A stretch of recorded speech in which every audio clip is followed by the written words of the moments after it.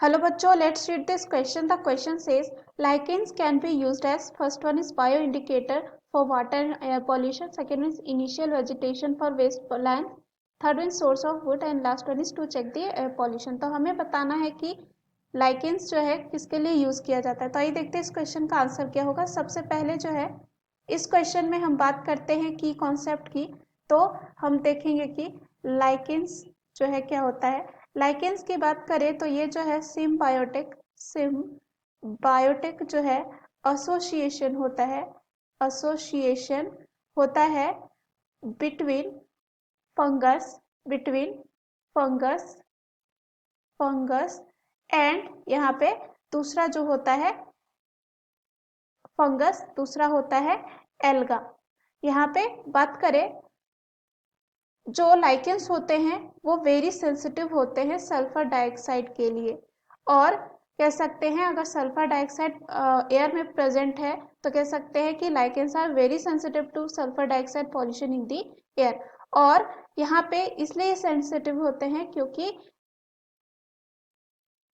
अगर ये बहुत ज्यादा जो है यहाँ पे एयर में ज्यादा होगा तो एक्यूमुलेशन ऑफ सल्फर हो जाएगा when expose to high levels of sulphur dioxide pollution. इसकी वजह से क्या होगा, जो अलगल पार्टनर होता है, अलगल जो पार्टनर होगा, अलगल पार्टनर की बात करें वो सबसे ज्यादा अफेक्टेड होगा किससे, सल्फर डाइऑक्साइड से. अब यहाँ पे सल्फर डाइऑक्साइड से अफेक्टेड होगा, उसकी वजह से इनमें जो क्लोरोफिल होता है एल्गी में वो क्या हो सकता है, डिस्ट्रॉय हो सकता है. क्लोरोफिल जो होता है वो यहाँ पे क्या हो सकता है, डिस्ट्रॉय हो सकता है, कैन बी डिस्ट्रॉयड.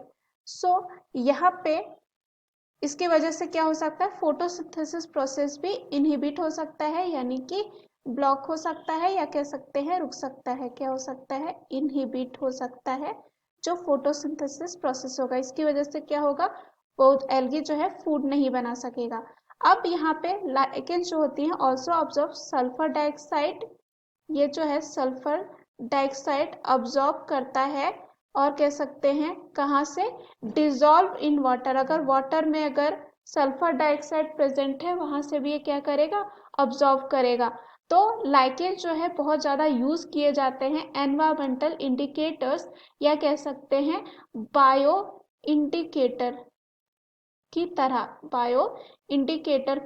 तरह.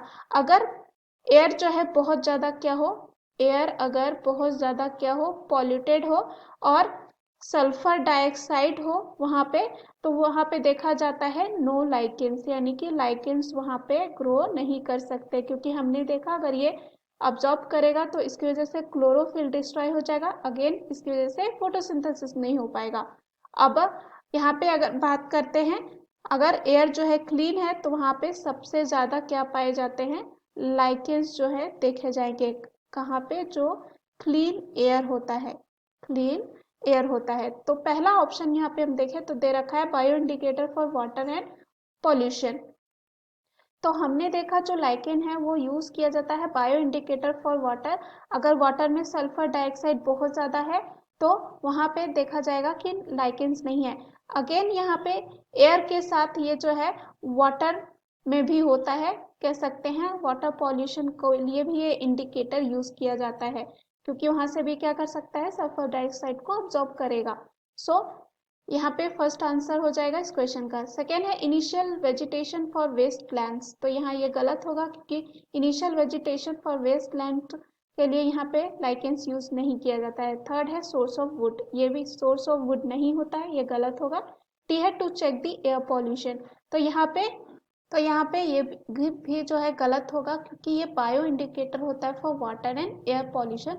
ये मोस्ट एक्यूरेट होगा, यानी कि ऑप्शन ए जो है सबसे ज्यादा सही है. So the right answer of this question is option A. Hope you understood it well. Best of luck.